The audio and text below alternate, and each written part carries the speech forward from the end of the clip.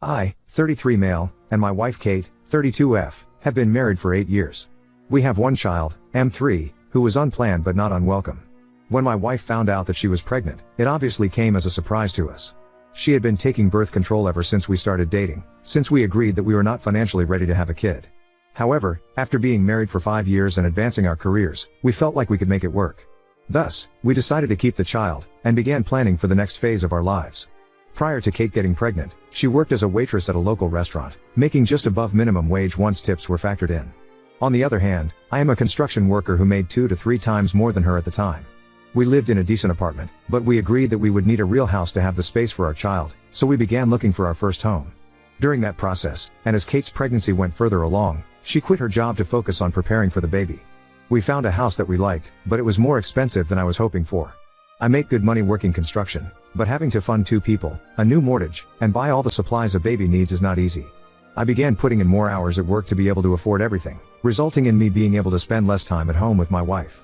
The baby finally comes, and he's a healthy little boy. I couldn't be more proud, but once he was born, Kate began to change. She was more tired and stressed, having to care for a newborn, which I don't blame her at all for. I know kids are a lot of work. I essentially had to raise my little brother who was 10 years younger than me growing up. However, Kate would also complain that I wasn't around very often, and that when I was home, I wouldn't help with the baby as much as she thought I should.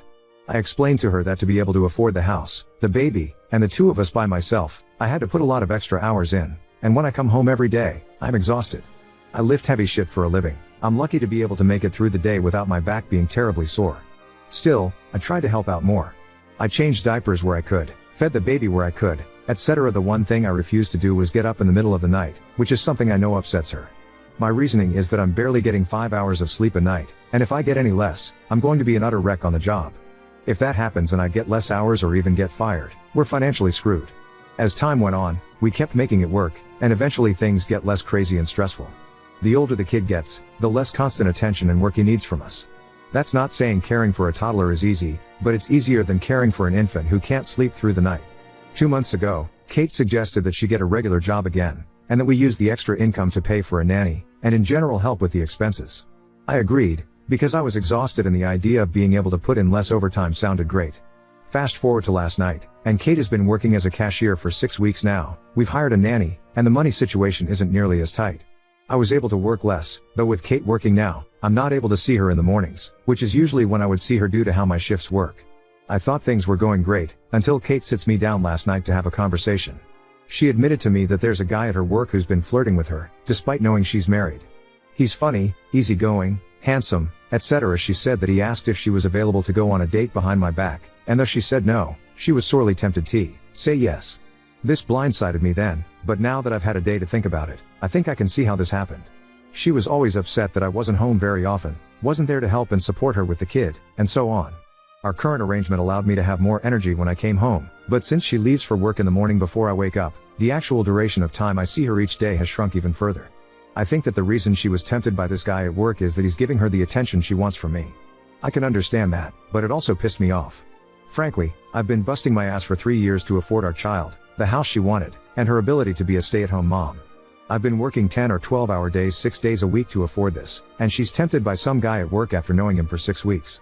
I felt betrayed, more than I ever have before. I asked to see her phone, and she gave it to me without resistance. I went through all her contacts, deleted messages, everything, and didn't find anything suspicious. I don't believe that she actually cheated and is only pretending to be tempted too, but I suppose it's possible. She seemed genuinely remorseful during our conversation, but that didn't make it feel any better. I told her in the heat of the moment that I want a divorce, and this caused her to break down in tears and beg me to stay. She asked if I would tear our family apart over just the idea of her cheating, and I threw her words back in her face and said I was sorely tempted.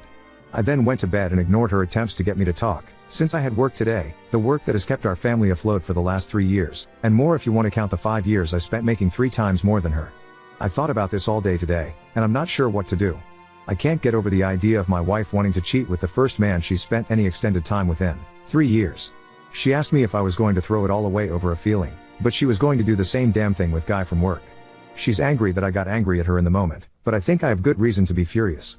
I've decided that I'm going to have a thorough conversation with my wife before taking any harsh action like divorce. I feel, or maybe I just hope, that there's still a chance for us to be happy and healthy together, despite everything that's happened. For starters, I'm going to tell her how I truly feel about all this, not just what I was thinking in the heat of the moment when she told me about what happened with the guy from work. It fucking hurts to know that my wife was sorely tempted by some stranger she met 6 weeks ago after being married for 8 years and having a son together. I've busted my ass literally and figuratively to be able to afford everything, and I feel like she hasn't been appreciating that. I understand that she's been busy at home taking care of the kid, but if we were to trade jobs for a day, I highly suspect she would change her tune regarding the division of work and effort that we've been putting in. Also, I plan to tell her that I want her to quit her job immediately. Even if she wasn't tempted at all, I don't want her around the type of scumbag man to take advantage of married women.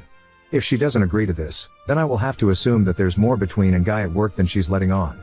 Lastly, I want to discuss what needs to be done in our relationship to mend it at this point.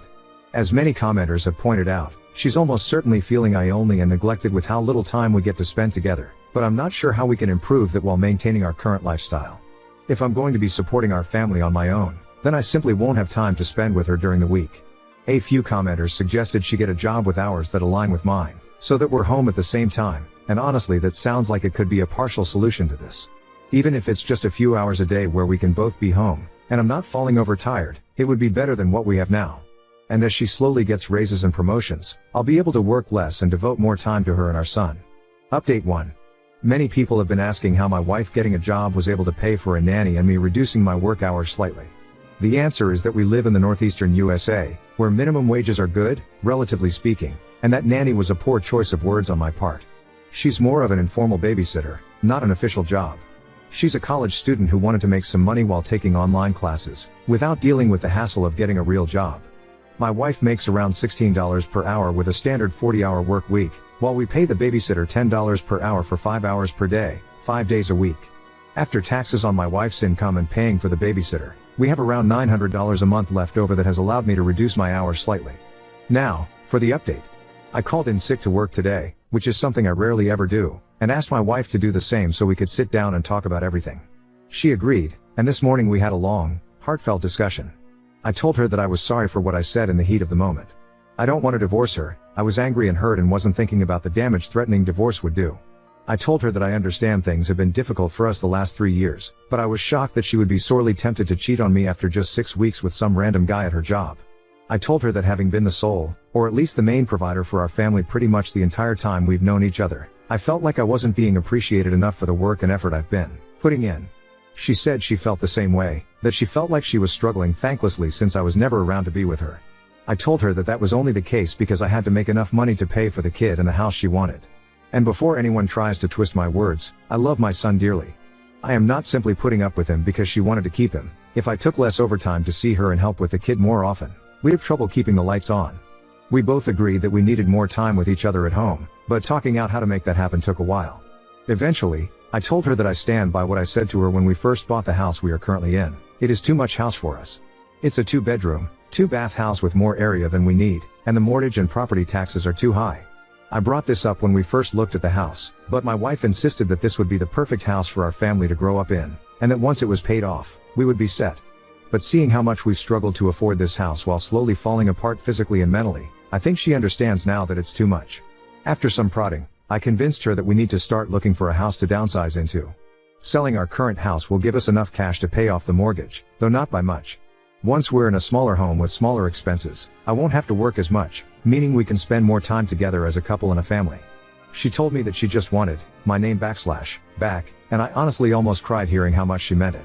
I was so focused on work and paying the bills that I lost sight of what we needed as a couple, and our marriage very nearly imploded because of it. The final issue to address was her job, and more specifically the scumbag who was hitting on her while knowing she was married.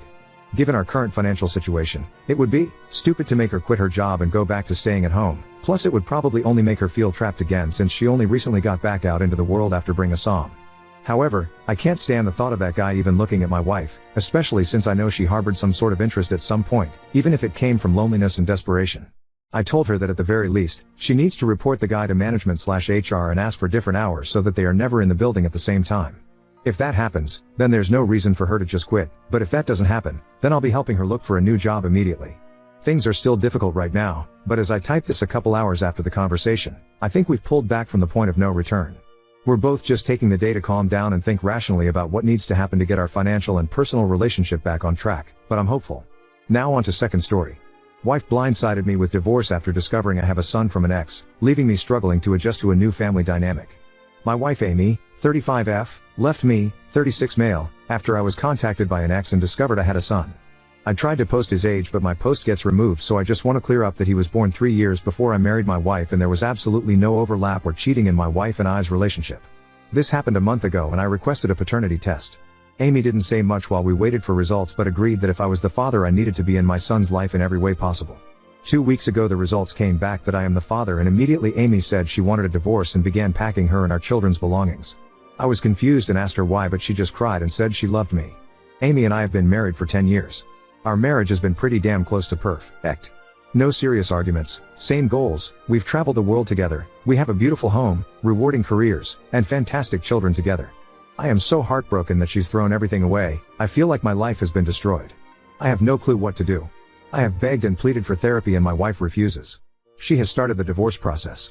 The next issue is custody of our children and terms of divorce. All 4 of our children are young, not even in school yet. She says if I agree to give her primary custody she will let me have the house and will not want child support, and will give me all of our savings so I can raise my son as his mother is struggling. She also agreed to pay for some home help for me. I am disabled and need help occasionally during flare-ups, which she usually provides.